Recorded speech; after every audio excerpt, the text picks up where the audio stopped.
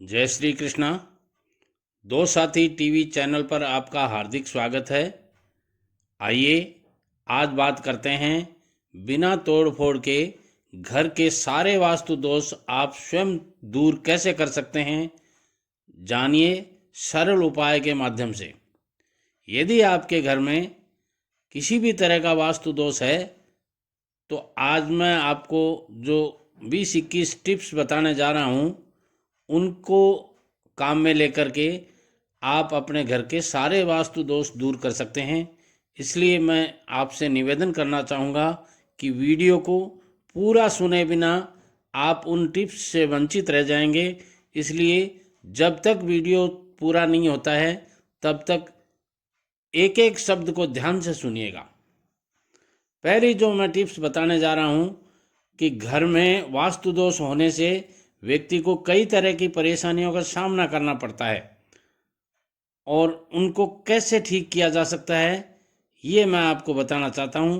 पहली टिप आपको ये है कि जब भी आप नया मकान बनवाते हैं या नया फ्लैट खरीदते हैं तो उस समय गृह प्रवेश के दौरान वास्तु के देवता की पूजा करनी बहुत ही ज़रूरी हो जाती है। इसलिए सबसे पहला उपाय ये है कि जब भी आप गृह प्रवेश करें वास्तु के देवता की पूजा कीजिएगा।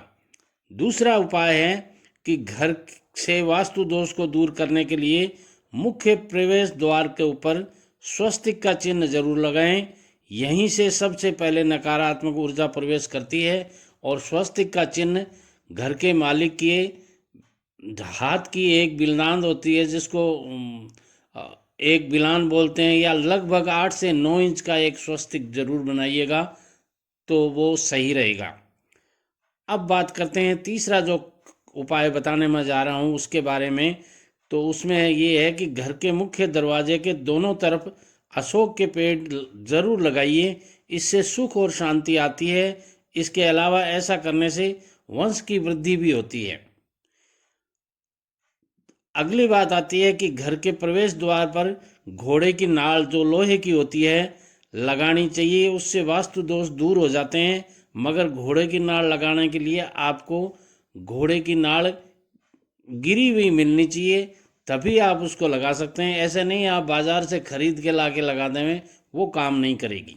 यानी घोड़े के पैर में जो नाल लगी हुई होती है वो कहीं वायदे हुए गिर जाती है, उसको ला करके आप लगाएंगे तो ठीक होगा।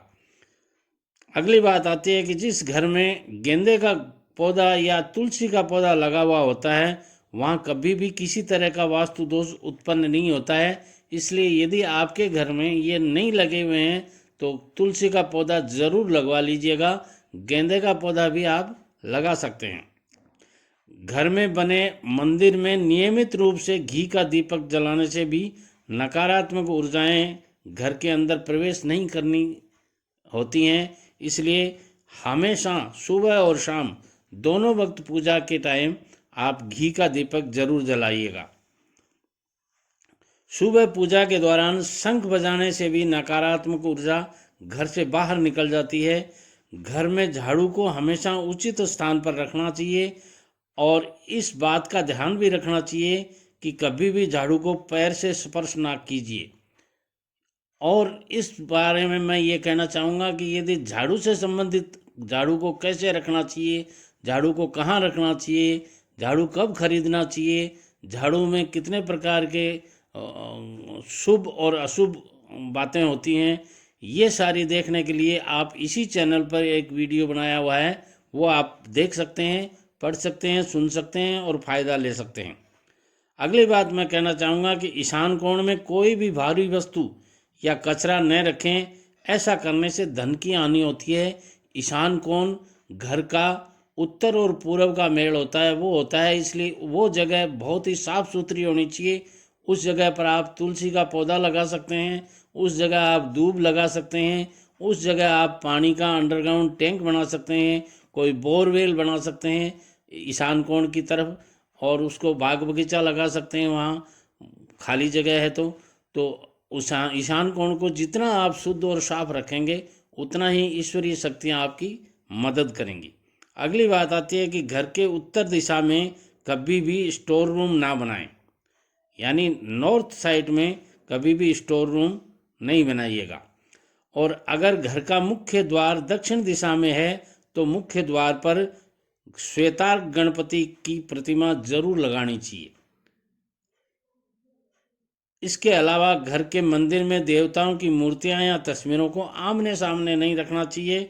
और विशेष ध्यान ये रखिएगा कि मूर्ति यदि कोई हो घर में, पूजा घर में, तो वो एक अंगूठे के प्रमाण से ज़्यादा बड़ी नहीं होनी चाहिए। तस्वीर आप लगा सकते हैं, चित्र आप लगा सकते हैं बड़ा, मगर मूर्ति एक अंगूठे से ज़्यादा प्रमाणित बड़ी होती है, वो ज़्यादा फलदायी नहीं बताई गई है वास्तुशास्त्र में। अगली बात आती है कि कमरे में सूखे वृक्षों के कमरे में सूखे फूल नहीं रखने चाहिए। सूखे फूल रखने से आपकी किस्मत भी सूखने लग जाती है। इसलिए हमेशा ध्यान रखिएगा, कहीं भी कमरे में, अपना जिस कमरे में शयन कक्ष आपका या बेडरूम है या कहीं भी ड्राइंग रूम में, कहीं भी सूखे फूल नहीं रखने चाहिए। अगली बात आती है कि घर में वास्तु दोष निवारण यंत्र की स्थापना जरूर करनी चाहिए। इसके लिए आप किसी विज्ञ पंडित की मदद ले सकते हैं। और घर पर तिजोरी इस स्थान पर रखें कि खोलते समय तिजोरी का द्वार हमेशा पूर्व दिशा की ओर खुले। और कई बार उत्तर, यदि आपको सही पोजीशन नहीं मिलती है तो उत्तर दिशा की ओर भी खोला जा सकता है। इसलिए इस बारे में भी एक वीडियो मैंने अलग से बना रखा है इसी चैनल पर, उस वीडियो को ज़रूर सुनिएगा।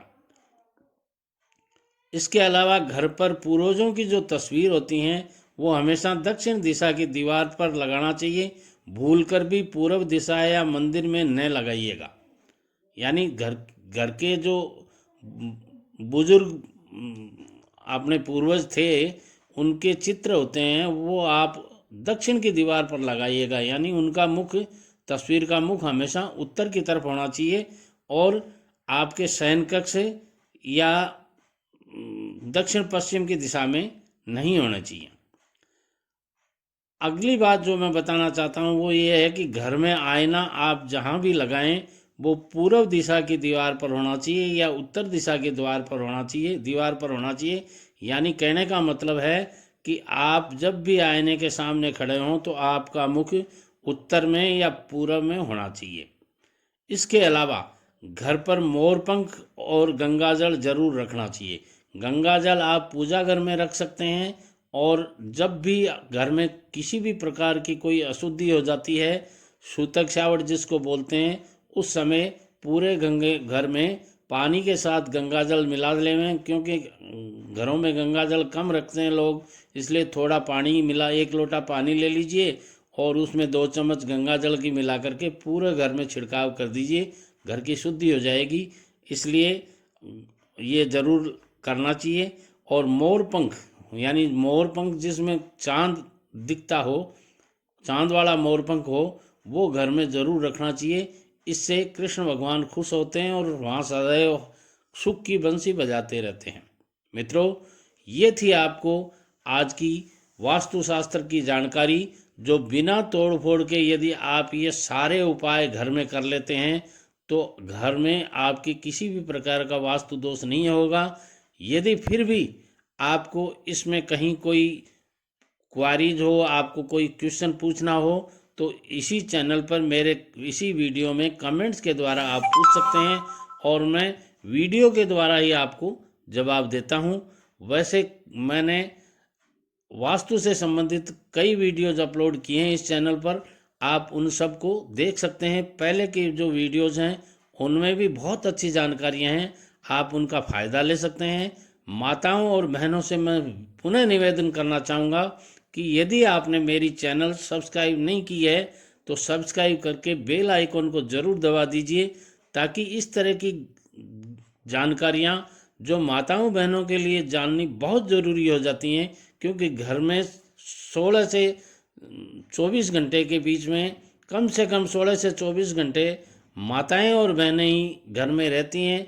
पुरुषों को बाहर काम करने के लिए जाना पड़ता है। इसलिए इन संसाधनों का या इन उपायों का उपाय माताएं बहनें घर में ज़्यादा अच्छे तरीके से कर सकती हैं और घर के सारे वास्तु दोष आप चाहें तो बिना किसी तोड़ फोड़ के ठीक कर सकती हैं। इसलिए यदि आपने इस वीडियो को पूरा सुना है तो ज़रूर आपके समझ में आया है।